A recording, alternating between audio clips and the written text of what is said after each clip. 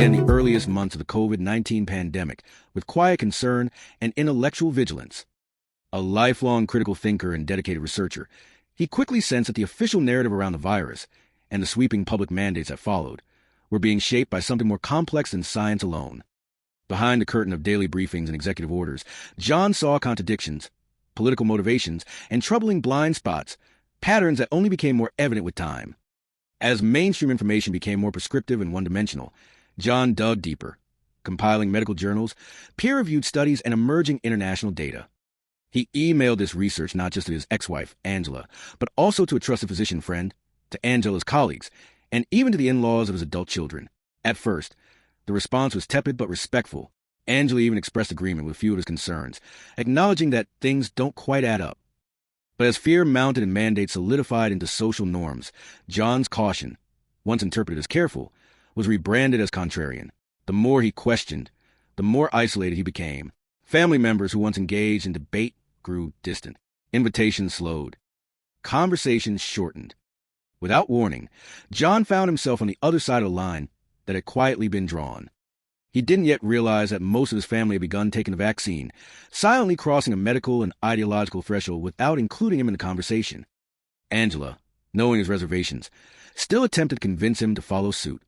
For John, this was not just a medical disagreement.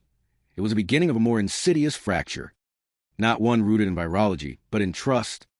As the pandemic dragged on, so did the emotional drift. Communication became increasingly filtered through cautionary requests. Could he take a test before visiting? Could he show proof of a negative result before attending a family function?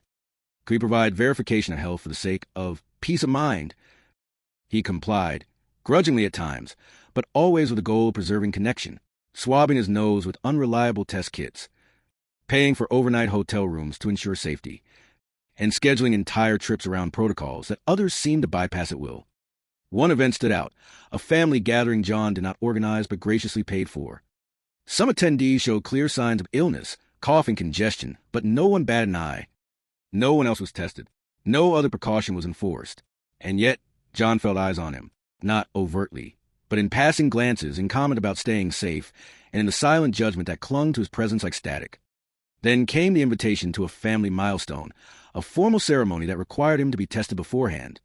He agreed, drove 9 hours, and stayed in a modest hotel near the venue. After the event, he was told there would be a dinner party the following weekend. But when he checked out and started the long drive home, he learned the dinner wasn't next weekend at all, but it was that night. He made a quick stop at the party out of courtesy, spoke briefly with a few guests, then quietly left to resume his trip. Later, he was painted as rigid and uncooperative, accused of not adjusting, not being flexible. The truth? No one had told him the correct time. Still, somehow, the blame was his. Was John wrong to question? Or was his skepticism simply too uncomfortable for those who preferred a smoother narrative? In families influenced by narcissistic control, facts often become irrelevant. What matters is who's telling the story and how many people repeat it. And John, once seen as a thoughtful contributor, was now cast as the outlier. His desire for truth was recast as stubbornness. His intellectual caution was framed as paranoia. Narcissists thrive in confusion, in ambiguity, in moments where complexity can be simplified and weaponized. And in this environment of fear and rapidly shifting social rules, Angela found new ground to sow division. Requests for testing became acts of obedience. Doubt became disloyalty. And silence became proof of guilt. John had not only been excluded from medical decisions, but from the very belief that his perspective had value. The pandemic didn't just change policies. It changed people. And in the hands of manipulative ex-spouse, even a global health crisis could be twisted into a tool of emotional separation and familial alienation. Because in a world where truth is unpopular, the truth teller becomes disposable.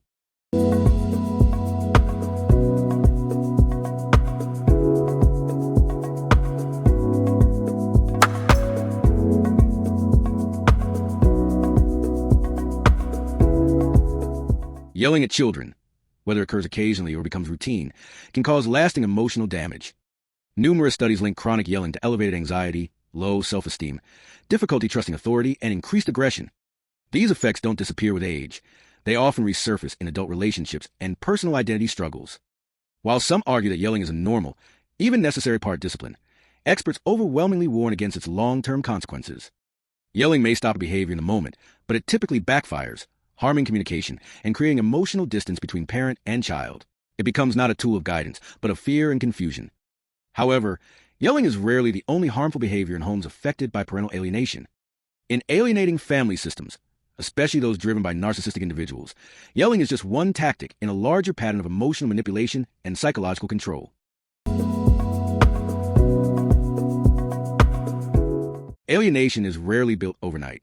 It is constructed over time using a variety of tactics designed to discredit, exclude, or emotionally erase the targeted parent.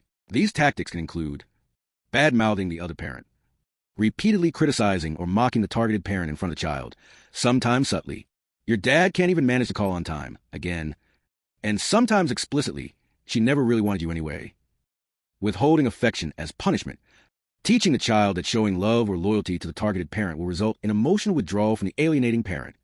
Interfering with communication, blocking phone calls, hiding letters, deleting messages, or using logistical excuses to keep the child from speaking or visiting the other parent.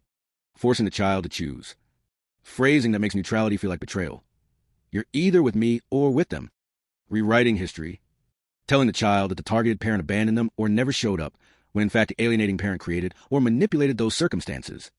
Creating false narratives. Lie about the other parent's behavior, often subtly. I don't feel safe letting you go, but if you really want to. Inducing guilt, suggesting that spending time with the other parent is hurtful to the alienating parent. I'll be so lonely if you go. Each of these methods serves one purpose: to isolate the child from the targeted parent, eroding their bond while bolstering loyalty to the alienator.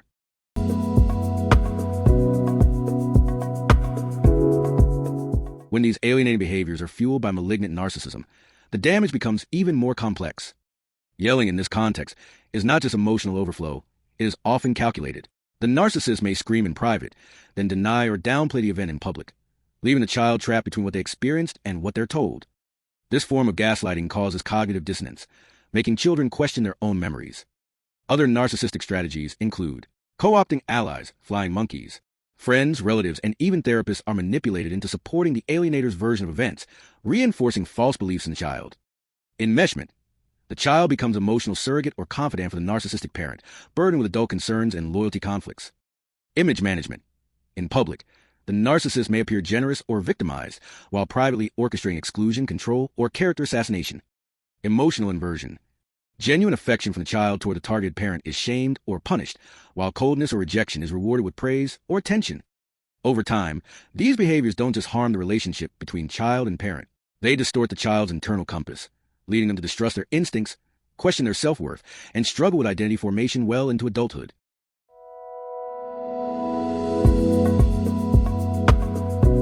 It's important to remember, alienation is not always loud. It often happens in whispers, subtle actions, and well-rehearsed lies. And while yelling can be an obvious red flag, many of the most damaging tactics come disguised as concern, protection, or love. For those on the receiving end of alienation, understanding the full spectrum of tactics, from screaming to silence, from control to confusion, is essential in reclaiming their role in their child's life.